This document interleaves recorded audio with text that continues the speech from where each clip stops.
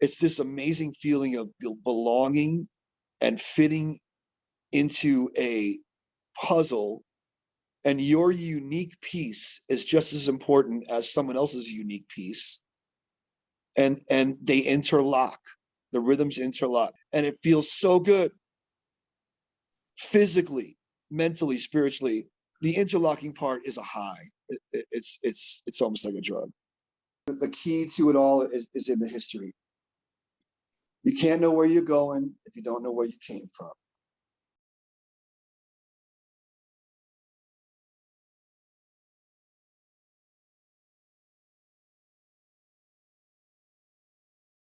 Here we are with Adam Deitch. Adam here is a Grammy-nominated producer and drummer in the bands Lettuce and Break Science. Adam, stoked to have you here. Talk about Lettuce's new album, Unify, right on the horizon. Adam here has collaborated with renowned artists like 50 Cent, Talib Kweli, John Scofield, all the Lettuce dudes, Pretty Lights. The list goes on. Adam, man, welcome to the show. How's it going, Adam? So funny that people say 50 Cent first. That was my most significant collaboration in life. Shout out to 50 Cent, man. Great guy. Really funny dude. So Adam, man, starting this off, can you give me the 411 on this new album? You know, we had Jesus on the pod the other day. We were talking about what it was like playing with Bootsy. Man, what was that like? Talk about this album. Really stoked on this album. It's our best album yet.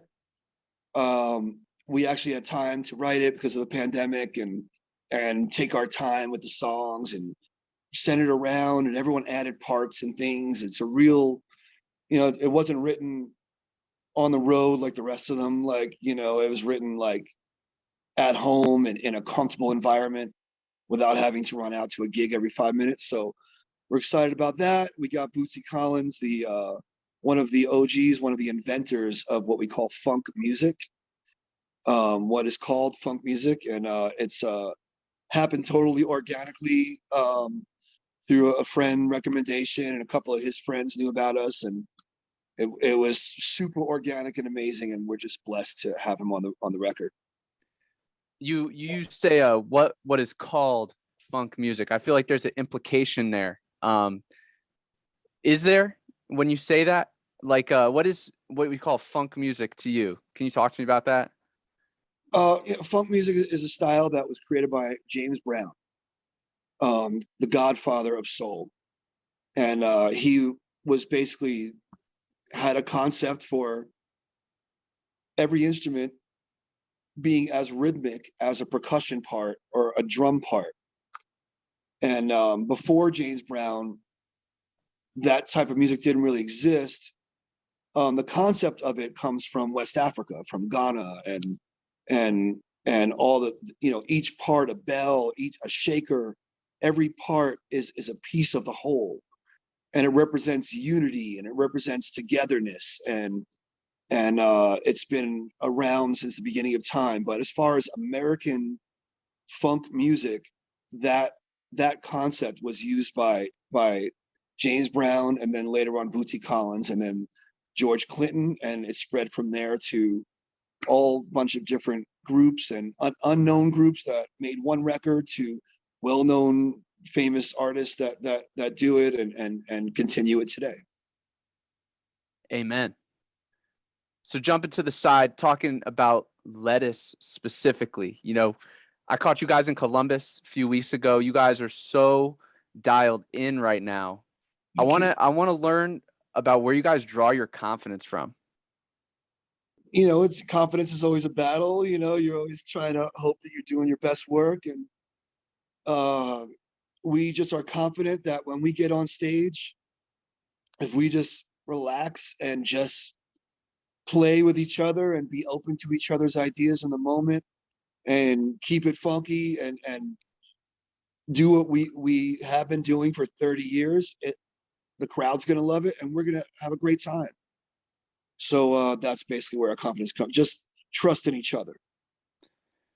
So, you guys have been trusting each other for decades now, playing together a lot. I'd love to hear what you think, reflecting back on your progression as a musician. What specific ways the other guys in Lettuce have caused you to evolve in different ways as a drummer? Wow, that's a wonderful question. I don't think any other group of human beings have been more real with me about my strengths and weaknesses in music. What I'm capable of, where my strengths lie, what I need to work on, what I need to listen to, what I need to write more like. Every guy has been instrumental and completely honest with me. And because I have been playing drums my entire life, since I'm 2 years old, my parents are drummers. Instead of that knocking me off center or making me feel bad about what I don't have, it makes me work harder and and try to become better at it. So, for example, Jesus, 20 years ago, he started sending me all these like down south hip hop recordings, like Lil Wayne and UGK and Project Pat. All I don't listen to that particular style of hip hop. And he goes, "Hey man, you have to play along with this stuff because these bounce beats, these dirty south beats are going to be the future for live drummers." And I was like, really? But I like East Coast hip hop. I like funky stuff. The more KRS-One, Rakim, the 90s golden. He's like, nope, you have to listen to this new stuff because that's where drumming is going. And sure enough, he was completely right. And now all the drummers of today play dirty south beats and the fancy hi-hat patterns and the so he's always letting me know the trend and what's going to happen and to listen to this, listen to that. And so every guy has their own thing, their own way of telling me how to get better and improve what I'm doing. What advice can you share with other artists about getting out of creative ruts, especially when, your world feels gray at a given time? Well, being creative is has a lot to do with, I think, with self-care and like eating well and sleeping well and being around good people, good friends, and if you feel good, from your daily routine, you're going to want to be more creative. And sometimes people are eating crap and not sleeping well and partying too much, and they're like, "Oh, I can't be creative." Well, it's like you're not taking care of yourself. You're not. So I think self-care is a big part of creativity and having a goal for your creative work. Like when I sit down to create a Lettuce song, I have a little idea on my phone, a little bass line, and I have a focus. Like, okay, I'm gonna write this, and the guys are hopefully gonna learn it, and add to it and add some stuff to it, and it'll maybe go on a record or maybe come out.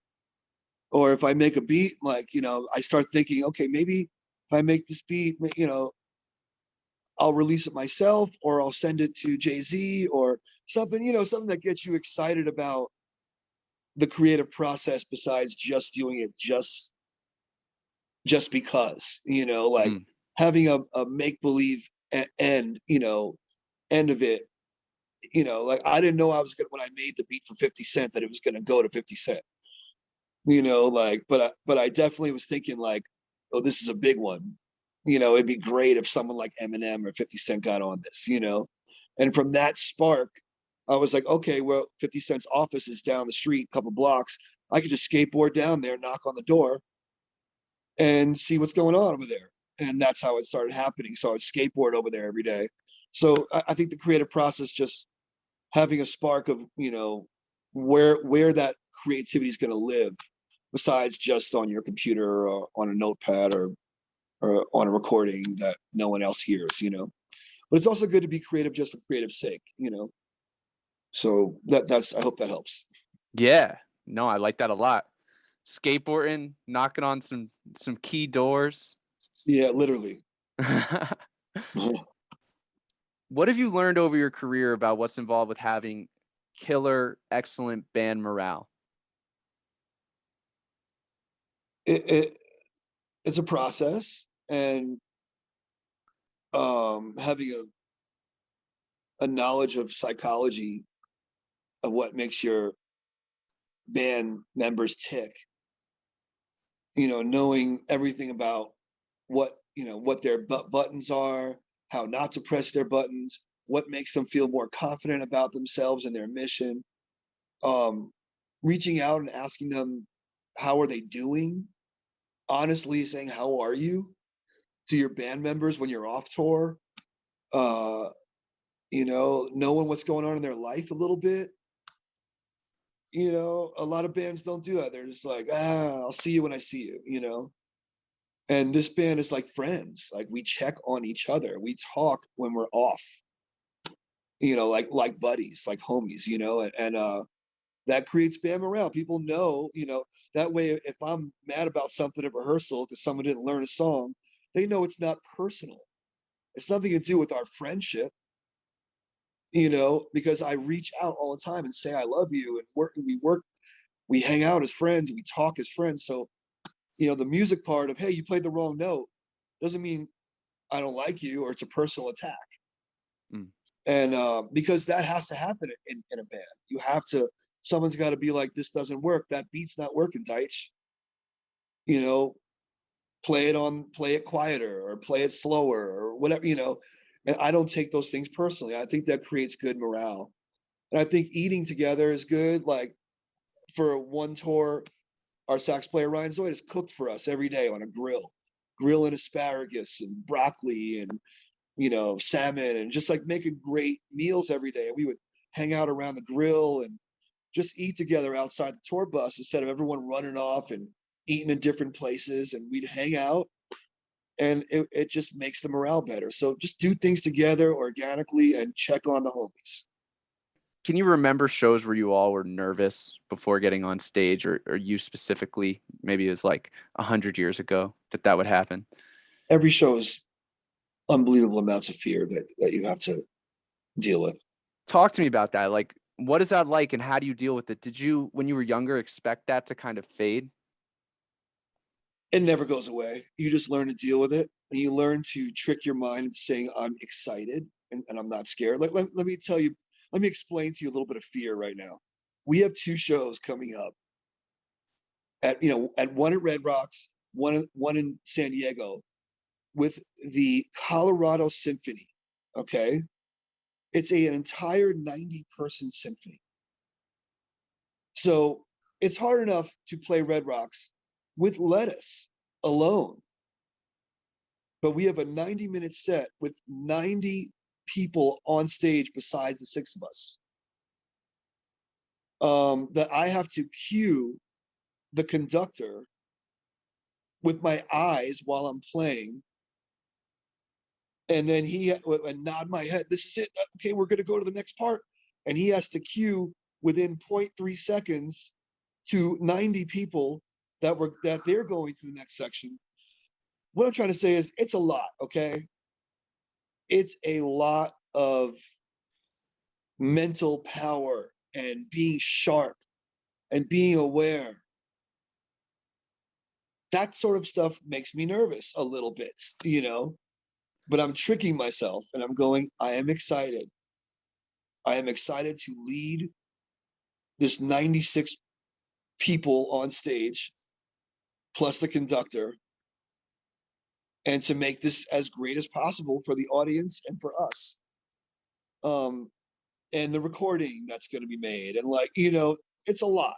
It's a lot. So yes, being nervous is a part of every show. Every time we get to Friday, Saturday night, and it's a sold out Denver, or sold out Chicago, or sold out, it's a lot. It's a lot, but you learn to go, I'm excited and I'm ready to do this, and it's very similar to sports. It's very similar. You have to trick yourself into not thinking of the bad way it could go. Of course, you acknowledge that it could be a train wreck, but then you don't harp on the train wreck. You harp on the beauty of the song being completed and the crowd clapping and people smiling and dancing. Like, you think about that constantly. You do not think about it being a total mess up and having to start the song over again. Talking about playing Red Rocks, like, yeah, you're on a legendary musical stage, and not only that, you're leading this almost 100-person symphony. Zooming away from that, though, playing with Bootsy Collins, playing with people you've looked up to your whole life, as you have like jumped up these kind of like this golden staircase of achievement, has that changed your perspective on like what actually matters? It hasn't shifted at all, really. I really wanted this music that I perform with Lettuce to be heard. And I want to create the connection between our fans and people like Bootsy Collins, Maceo Parker, George Clinton, and the Meters, George Porter, Zigaboo Modeliste, like our favorite people that I feel like the general music going populace needs to know about.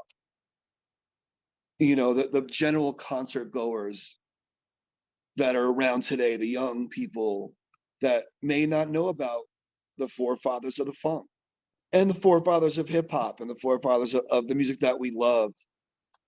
And that was my goal, getting heard and being able to travel with my friends, play music, have real relationships with people, have a living that's, I have a home, I have a couch, I have food in my fridge, great girlfriend, great cat, those sort of things are important to me. And I feel like, if I could look at myself from 10 years old, and I think I would be very happy of where I'm at right now, so I don't see my priorities change. I think health is more important as I get older, and the more I take care of my health, the better I take care of my health, the happier I am, and the more work I can contribute to my life's goal and where I started out at. That's interesting. I always love hearing people's perspective on why they do what they do. I mean, there's I'm sure, endless amount of work that's gone into getting to the level you're at, and the why that drives people like yourself. It just interests me so much.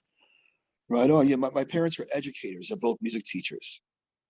So education's big in my house, and I'm really obsessed with that, and I love the idea of someone hearing us, seeing the Bootsy song, going, who's that guy in the video? Who's Bootsy? If they're 27, 5 or whatever, and then they go to YouTube or Spotify and they start listening to Bootsy and wow, it's incredible, like, and it creates this whole thing that really excites me, so that kind of is always been my focus, and I enjoy that process. What do you think it is about certain kind of rhythms that can lead to such a profound experience for you playing and also just for the listener? Well, that's a wonderful question. Being the son of two drummers, and my great uncle was a drummer, a professional drummer. They're not garage. They're not like beginner drummers. They're professional. Gig for lifetime drummers, and rhythm is a little bit more important to me than most people. Some session, like when you talk, I hear the rhythms that you speak words. I hear the rhythms in everything, and construction outside, and a sprinkler going. I'm obsessed with every like wild random rhythms and rhythms played by humans. Also, it's a lifelong obsession, and it keeps me going. And it's infinite. Rhythm is infinite. The notes are 12 notes from C to C. There are 12 notes on a piano, but rhythms are infinite. And you can never learn them all, understand them all. A northern Brazilian rhythm versus a southern Brazilian rhythm is different. North African rhythm versus South African rhythm is different. East and West, you know, the hip hop from the South is different from the hip hop from LA. It's just there's so many. There's 10 different kinds of Jamaican reggae rhythms that are all valid and all amazing, and maybe more. So it's just an infinite thing. So I'm just obsessed. I don't know if that answers your question.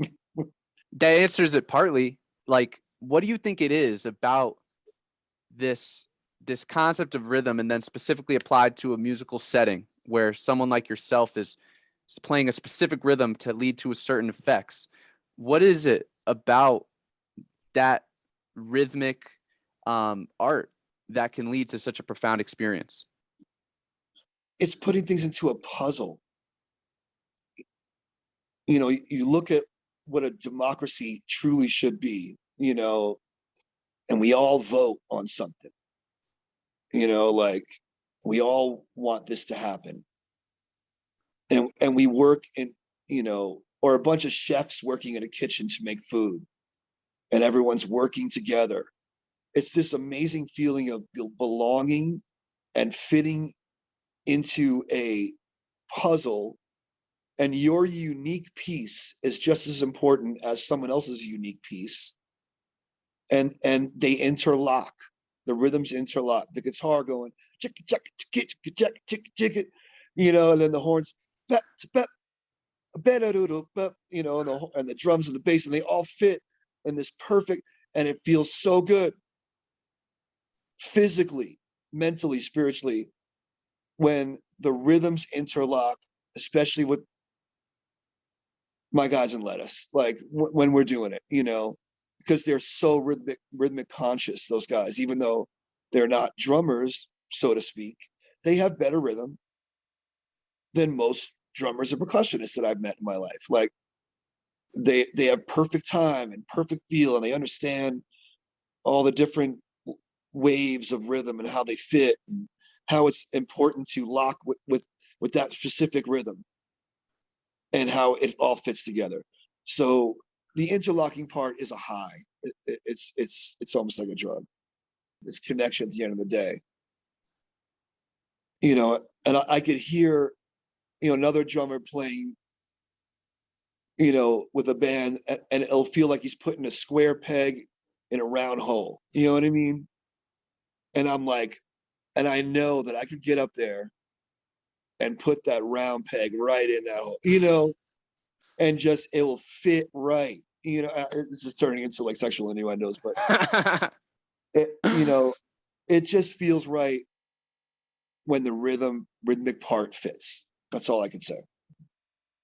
Can you talk to me about some things you think are often overlooked or misunderstood by up and coming musicians? The history, really digging deep and understanding Black American music, understanding music from outside of the radio, outside of the jam band scene, or outside of, if you're in a hip hop world, you're not listening to enough classical music or something. If you're in the classical scene, you're not checking out jazz. Because so I think understanding the entire history, and especially if you're playing rock and roll, funk, R&B, reggae, to understand the roots of Black music in this country and the world, and what that means. I think that the key to it all is in the history. You can't know where you're going if you don't know where you came from. Which is kind of like the story of humanity right now, right? Like so much was lost, destroyed. We don't know shit about the pyramids, like how we're built, like all these theories. And so music, history, and then that's why a lot of people are like, what are we doing? Like, but at least in music, most of that history is available. And you can study it and learn it. And it kind of gives you an idea of what hasn't happened yet. What two things haven't been combined? Mm. What five things haven't been combined? What pieces of this style and this style haven't been brought together yet? Because that's really what it is. It's cross-pollination of styles, of cultures. You know, the idea of Dr. Dre sampling a choir, a symphony, and putting it into a track for Tupac or somebody, you know, like that's you're taking the drums that are coming from Africa and funk music and R&B music from the States, and you're taking the European tradition of classical music and you're sandwiching it into this thing, juxtaposition, and that becomes the West Coast hip hop sound, you know, or like. So I just love the idea how hip hop has always been great for bringing a lot of different styles together, and I just think that the more you study the history, the more you know. And I think a lot of musicians would rather not worry about that, and they just want to play. And so I strongly encourage all musicians to do some research. Just pick a country. Get that app called Radio O. It's like 5 O's. Or, you know, you just hit Syria on the map. And you just tune into their radio? It's got the radio going, and it's got psychedelic funk and Huh. traditional music, and like, you know, and like you can hear all this cool, rare music that they have libraries of that's so cool, and just kind of educates you on different styles. And Yeah. We're going to link that in the description if you're listening. Radio. Yeah. It's a really cool app. Adam, I would love for you to cherry pick a couple producers or musicians and talk about something specific that you just admire a lot about a couple specific people.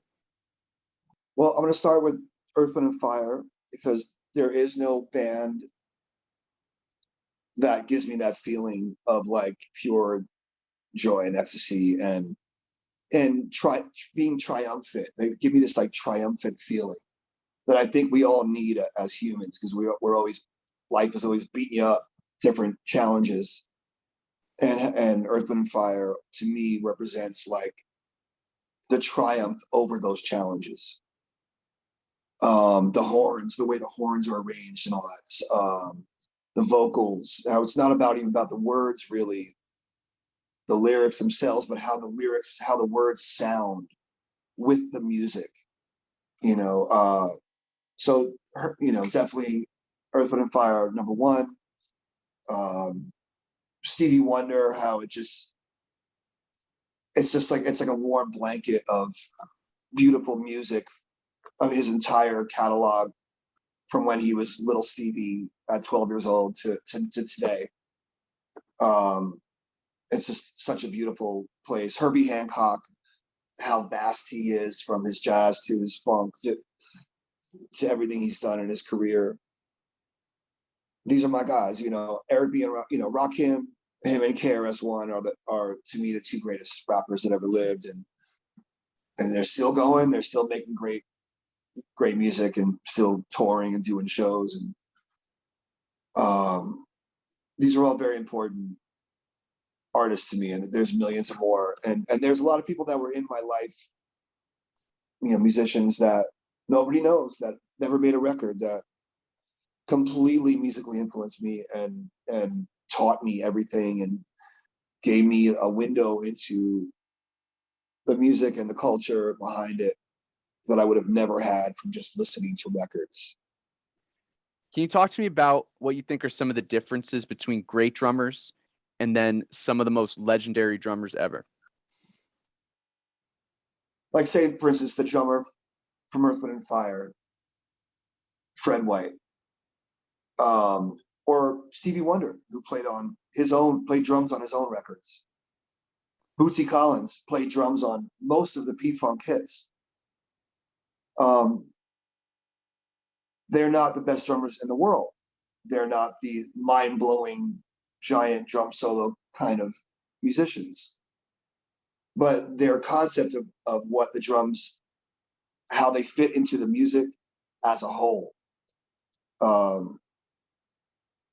am recently getting into like Levon Helm, like the way his drumming fits with the music, the way Anderson .Paak's drumming fits with his raps. When you have a musical concept, aside from a drumming concept, that's when you become on a different scale, I think. When your drumming serves the music and the music hits people in a way, you know, in a scale, in a large scale. I think that's what makes, you know, the top drummers. There are drummers that are technical, that are great, that and can do all that. But what is your musical statement besides speed? You know, besides, you know, how fast can I go from here to here and here to here and then end up back on time? You know, like if that's what your focus is, you're a great drummer, but your musical concept is not developed yet. So I think when the best of the best have their musical concept and their drumming together, you know, that's what I want to be. That's what I aspire to be. Going deeper down this rabbit hole, talking about your specific approach to music. We've kind of touched on this already, but as a musician, what do you think you specifically, you know, in terms of the elements of music, whether that be harmony, dynamics, etc., what do you feel most connected to as a musician? You know, you asked me before about producers, like, you know, guys like Pete Rock and Marley Marl and DJ Premier really influenced the way I play drums. And that wasn't their intention. That wasn't the intention of the record. You know, usually young drummers want to see a guy playing drums. And then they'll learn what the guy did because they see the guy playing drums. That's the way the Beatles happened. Like, you know, millions of people saw the Beatles and Ed Sullivan, saw Ringo and doing his thing, and they were like, I want to play drums. So that's usually traditionally the way people want to do things. But for me, it was like producers and like hearing and imagining a drummer that could play like that, like a hip hop record, you know. And it was sort of a wild concept because there was no drummers playing it, you know, like Questlove and I are, you know, close in age. He's a few years older, but like I just had to imagine it. You know, there weren't drummers that were playing like that, you know. So I think just having a concept of outside your scope of knowledge can widen your musical perspective. Adam, Deitch, take a moment. Thank you for all that you've contributed to me and probably mostly anyone listening to this love of music, musical experiences that we remember. Fucking thank you, man, for all that you do for this thing we love called music. Everyone out there listening who's loved these bombs of wisdom being dropped here, Deitch Academy online drumming course. Adam, I'd love to hear you talk about that as we're wrapping up. Cool. Yeah, it started over the pandemic. Again, both my parents are music teachers, and I've been teaching for over 20 years, private students, and I finally wanted to just share everything that I feel is, you know, has made me successful being a musician, being a drummer. And all my concepts, all the things that, my little tricks of the trade. I got beginner stuff, intermediate stuff, and advanced stuff. So don't feel like, oh, I can't join because I just started playing drums. There's stuff for you too in there, you know. And I categorize it all by, you know, difficulty level, and it's got all my stuff in there. And after I finished this interview, I had to go through about 10 new videos I just recorded and categorize them and write brief descriptions about each one. And I continually update it. There's always new things. So yeah, the subscriptions are great when people subscribe and they know I'm going to keep, you know, keep the knowledge flowing, because I don't want to die with this knowledge. I want to share it. Yeah, we can't let the Library of Alexandria burn again. Got to keep that oral tradition passed through. We got a link here drummers, click that link. Adam, man, round of applause, clap track in the podcast. You rock, man. Thank you so much for everything, dog. Thanks for those great questions, man. You definitely put a lot of thought into those questions. I appreciate it. My pleasure. My pleasure. Shout out to B Getz. Shout out to my friend Jack, who helped you out with those videos. Oh, and Jack, absolutely. Ninja Video for sure. Ninja Video. Adam, much love. Unify coming out. Yeah. This is the Weird Music Podcast. Much love, y'all. Thank you so much, man.